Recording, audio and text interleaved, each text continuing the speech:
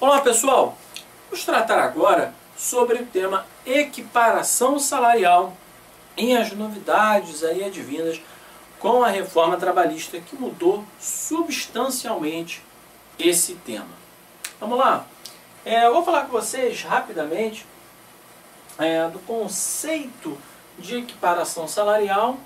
Sempre digo que aqui não é o curso de Direito do Trabalho, curso material, onde eu vou pegar a equiparação salarial desde lá no início, vamos fazer o curso completo, né, de Direito do Trabalho, que a gente vai falar sobre o tópico da equiparação salarial e a novidade legislativa, tá bom?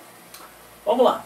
Equiparação salarial nada mais é quando você tem dois tipos de trabalhadores que exercem a mesma função e recebem salários diferentes. Regra geral, bem básico, seria isso. Aí a gente começa a aprofundar mais um pouquinho, a gente começa a ver que não é só a mesma função. Olha aqui, vamos ver como é que era o artigo 461 antes da reforma e depois como ficou, tá? Porque já aqui no caput nós temos uma importantíssima mudança. Vamos lá. Sendo idêntica a função a todo trabalho de igual valor prestado ao mesmo empregador na mesma localidade, corresponderá a igual salário sem distinção de sexo, nacionalidade ou idade. Olha aqui, nós tínhamos prestado ao mesmo empregador. Veja bem, a mesma empresa. Então você poderia, pelo caput do 461 antigo, pedir equiparação salarial se você soubesse aqui no Rio de Janeiro, onde eu estou, que na mesma empresa tinha um camarada, vamos botar a regra geral assim, em São Paulo, que recebia 3 vezes mais, você podia pedir uma equiparação salarial. Exemplo, tá? Você poderia, ou não vamos botar nem estado, vamos colocar mesmo estado do Rio de Janeiro. Aí você tem na Zona Sul, camarada que recebia 5.000, e na Zona Oeste o camarada que recebia 2.000. Era a mesma empresa, ao mesmo CNPJ de uma maneira geral, tá? Guarda isso. Agora, olha a modificação da reforma. Presta atenção. Sendo idêntica a função a todo trabalho de igual valor prestado ao mesmo empregador no mesmo estabelecimento empresarial. Ou seja, você não vai falar mais mesmo empregador, mesmo estabelecimento. Então, se você tem na mesma rua 3 empresas, se você tem na rua 3 empresas do mesmo empregador, por exemplo, aqui no Rio de Janeiro, onde eu estou, em Copacabana, você tem a cada esquina, se você seguir a rua Barata Ribeiro toda, você tem 3, cada esquina você tem um Big B, por exemplo, né? Cada esquina você tem um Big B. Então, você poderia, antes, vamos supor, que na esquina A, o trabalhador recebesse 2.000, na B 1.800 e na C, que era um ponto mais valorizado, e etc., 2.500. Eles trabalhavam o quê? Para o mesmo empregador, para o mesmo CNPJ, para a mesma rede, Big B, um exemplo, tá? Fictício. Tá? Aí, com a reforma, parece que eles poderiam pedir equiparação? Regra geral? Poderiam. E aqui, no 461 novo? Não, somente os do mesmo estabelecimento. Então, se você dentro do estabelecimento C, você tem empregados que recebam diferentes, aqui o cara recebe 1.000, aqui 2.000, aqui 3.000, aí sim, esse camarada aqui pode pedir equiparação, esse pode pedir. Dentro do mesmo estabelecimento e não mais no conceito de empregador de uma maneira geral. Importantíssimo. que todo trabalhador que trabalhasse na mesma empresa, localidade e função. Eu chamava isso para os alunos de ELF, né? Tipo aquela marca de combustível francesa, né? A ELF.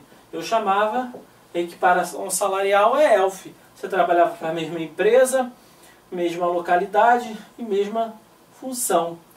Só que agora não é mais a mesma empresa. Agora é mesmo estabelecimento comercial. Tá bom? Mesmo estabelecimento comercial. Localidade, vamos ver. Localidade tem uma região metropolitana. E função, a gente depois vai ver função, que ela vai se dividir em produtividade, trabalho de igual valor e etc. A gente vai ver mais à frente. Parágrafo 1º. Olha como é que era o parágrafo 1º anterior. Trabalho de igual valor será o que for feito com igual produtividade, com a mesma perfeição técnica, entre pessoas cuja diferença de tempo no serviço não for superior a 2 anos. Então a diferença no tempo que vocês realizavam as funções, você que está pedindo equiparação, tá? E a outra pessoa, não poderiam, tempo na função, não poderia ser superior a 2 anos. Agora, olha um requisito novo que a reforma colocou. Trabalho de igual valor para os fins deste capítulo será o que for feito com igual produtividade e com a mesma perfeição técnica. Até aqui, nenhuma diferença. Entre pessoas cuja diferença de tempo de serviço para o mesmo, olha lá, ele criou um requisito. Entre pessoas cuja diferença de tempo de serviço para o mesmo empregador não seja superior a 4 anos. E a diferença de tempo na função, que é essa aqui, tá? Que é o tempo na função, não seja superior a 2 anos. Então nós temos duas coisas aí. A primeira coisa, olha lá, que nós temos a diferença entre tempos de serviço para o mesmo empregador não pode ser maior que 4 anos. Então se o empregado A entrou na empresa no ano de 2000 e o B entrou em 2015, a diferença para o mesmo de tempo de serviço para o mesmo empregador, ela é maior do que 4 anos. Então já é o primeiro requisito aí, obstativo, é o primeiro óbice à equiparação salarial. O primeiro requisito que você tem que ver é qual o tempo na função dos dois empregados, tá? Das duas pessoas, para o mesmo empregador. Se for maior que 4 anos, já não haverá a equiparação salarial. E a diferença de tempo na função não pode ser superior a 2 anos. Agora, vamos supor que esse nosso amigo aqui, ele entrou em 2010, trabalhava na mesma função. Poxa, mas esse entrou em 2015. Quanto tempo na mesma função eles tiveram? Poxa, mais de 2 anos aí, opa, não pode. Agora, se eles trabalhavam na mesma função, durante o mesmo tempo, aí, ok. Então, a diferença de tempo na função deles também não pode ser maior que 2 anos. Compreenderam? Primeira coisa, a diferença de tempo de contratação para o mesmo empregador, mais 4 anos. E tempo na função não pode ser maior que 2 anos. Parágrafo 2º. Temos novidade. Os dispositivos deste artigo não prevalecerão quando o empregador tiver quadro pessoal de carreira, hipótese em que as promoções deverão obedecer os critérios de antiguidade e merecimento. Ou seja, não haveria equiparação salarial antes da reforma se a pessoa tivesse, a empresa tivesse um quadro de carreira que obrigatoriamente, nós vamos ver, deveria ser homologado no antigo Ministério do Trabalho e Emprego. Isso era um óbice à equiparação salarial. Tá? Não tem que equiparar nada, a gente tem um quadro de carreira aqui organizado, aprovado pelo MTE, sem nenhum problema. Isso antes. E agora, como é que ficou? Os dispositivos desse artigo não prevalecerão quando o empregador tiver pessoal organizado em quadro de carreira. Ok, até aqui igual. Então a gente continua vendo até aqui que o quadro de carreira continua sendo um óbice equiparação salarial. Ou adotar, por meio de norma interna de empresa ou de negociação coletiva, norma interna de empresa pode ser o regulamento empresarial, plano de cargos e salários. Olha aqui, dispensada qualquer forma de homologação ou registro em órgão público. Olha a importância disso. Então você pode ter uma empresa que por meio de norma interna, que faça um regulamento empresarial, que ela vai fazer um plano de cargos e salários. Então a própria empresa, diante do seu poder regulamentar, vai editar um plano de cargos e salários. Antes, você tinha que pegar isso e homologar no Ministério do Trabalho e Emprego. Agora não. Olha aqui, dispensada qualquer forma de homologação ou registro em órgão público. Resumindo, de novo, a empresa, diante do seu poder regulamentar, poderá editar um plano, uma norma de cargos e salários, plano de cargos e salários, dispensado o registro. Tá bom?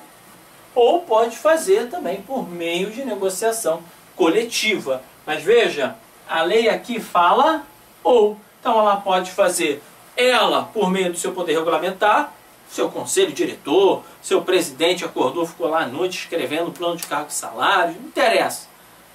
Ou por meio de forma coletiva, sendo dispensado o registro. Quem faz OAB e concurso público, olho nesse parágrafo 2º, tá? Tem caído muito, igual essa parte aqui na função. 4 anos de diferença na contratação e a diferença na função não pode ser maior que 2 anos. Essas modificações de equiparação salarial têm caído a rodo. Parágrafo 3º. No caso do parágrafo anterior, lembra, no quadro pessoal de carreira homologado pelo Ministério do Trabalho e Emprego, as promoções deverão ser feitas alternadamente por merecimento e antiguidade dentro de cada categoria profissional. Agora, as promoções poderão ser feitas por merecimento e por antiguidade, ou por apenas um dos critérios dentro de cada categoria. Olha a sutileza dessa modificação, compreenderam? Aqui, por merecimento e antiguidade. Ponto. Agora, aqui, você pode escolher apenas uma delas para fazer a promoção. Olha aqui, por merecimento e por antiguidade. Ou por apenas um dos critérios. Ou seja, ou só por merecimento, ou só por antiguidade. Então aqui, só vai ser aqui a meritocracia, meu irmão. Na minha empresa é meritocracia. Só vai subir por merecimento. Você pode ter 75 anos de empresa. Mas se não tiver merecimento, não vai ascender de cargo, não vai subir. Pode, pode. Hoje pode. Tá bom? Então, a empresa aqui, dentro do seu poder regulamentar, vai editar uma norma interna, tá, que não precisa do seu plano de cargos e salários, sendo dispensado o registro. E ela pode colocar que essa promoção vai se dar apenas por merecimento, ou apenas por antiguidade, ou as duas coisas. Ela vai ter o poder regulamentar de editar isso. Legal? Muito importante essa diferença, essa modificação legislativa. Ok? Então vamos ver aqui o parágrafo 5º. Vamos ver o parágrafo 5º. A equiparação salarial só será possível, olha que interessante, entre empregados contemporâneos no cargo ou na função, ficando vedada a indicação de paradigmas remotos, ainda que o paradigma contemporâneo tenha obtido a vantagem em ação judicial própria. Nós temos, por vezes, nós tínhamos, né, essa questão de muitos trabalhadores que ingressavam com ações pedindo equiparação salarial, conseguiam, e demais trabalhadores, por isso nome remotos, etc., acabavam conseguindo por tabela, né? Então, você apenas vai conseguir entre trabalhadores contemporâneos. Então você não vai ter indicação, eu trabalhei com fulano, lá o paradigma remoto conseguiu, eu trabalhei com ele, então também vou conseguir. Não, isso aí acabou. Você apenas vai conseguir em ação judicial própria. No caso de comprovada discriminação por motivo de sexo ou etnia, o juiz determinará, além do pagamento das diferenças salariais devidas, multa em favor do empregado discriminado no valor de 50% do limite máximo dos benefícios do regime geral da Previdência Social. Ou seja, você aqui não pode, olha, você é mulher, você é homossexual, você é preto, amarelo, azul, você torce para não sei o quê, então você vai receber menos. Se ficar comprovado que você está ganhando menos em virtude de um ato discriminatório, você ainda tem o valor dessa multa aqui, tá? Isso aí também é uma novidade legislativa. Agora eu quero tratar com vocês desse conceito do que seja trabalho igual. Afinal, o que é um trabalho igual? Trabalho igual, para fins da legislação, nós vamos dizer que é o que tem a mesma produtividade e a mesma perfeição técnica, tá? Então isso é importante. Você tem a mesma perfeição técnica da outra pessoa. Às vezes um tem que ser um analista, tem que ter um nível técnico específico, o outro não. Isso pode ser um óbice à equiparação salarial, tá? Paradigma é quem exercer a função que você quer se equiparar. Então, eu quero me equiparar o meu salário ao daquela pessoa. Aquela pessoa que você quer se equiparar é chamado de paradigma. Novo requisito para equiparação salarial que nós vimos, além do limite de 2 anos na mesma função, deverá ainda respeitar o período mínimo de 4 anos dentro da mesma casa, né, na mesma empresa. Aqui foi extinto o conceito de mesma localidade. Nós vimos agora que é mesmo empregador, é mesmo estabelecimento comercial, né? Impossibilidade, que nós já falamos, da equiparação com paradigmas remotos e a equiparação em cadeia, nós já tratamos. Mas eu vou ler aqui a minha definição para vocês. Paradigma remoto é aquele que ganhou o processo de equiparação mesmo sem tempo de trabalho diverso do reclamante no processo, e tomando conhecimento disso, todos aqueles que estavam na mesma função estariam beneficiados pela equiparação reconhecida no processo do colega. Agora você só vai conseguir você ajuizando, tá? Cada pedido de equiparação salarial terá seu julgamento de acordo com as provas produzidas em cada processo. Então você não vai ter mais a figura da equiparação salarial por cadeia, em cadeia, tá? Então, gente, basicamente sobre equiparação salarial, a gente tem essa parte aqui. Essas foram as modificações. No nosso curso regular de Direito do Trabalho, nós vamos aprofundar e falar mais a fundo de equiparação salarial. A gente vai ver trabalho de igual valor, igual produtividade, a gente vai ver mesmo a perfeição técnica, tá? Do que é, do que não é, e esses motivos que vão levar aí a óbice e a equiparação salarial. Aqui, aliás, expus a vocês as novidades de como era a equiparação e de como ela ficou no ordenamento jurídico atual. Tá bom? Então vejo vocês, você já viu ali no próximo bloco, nós vamos tratar sobre férias. Um abraço!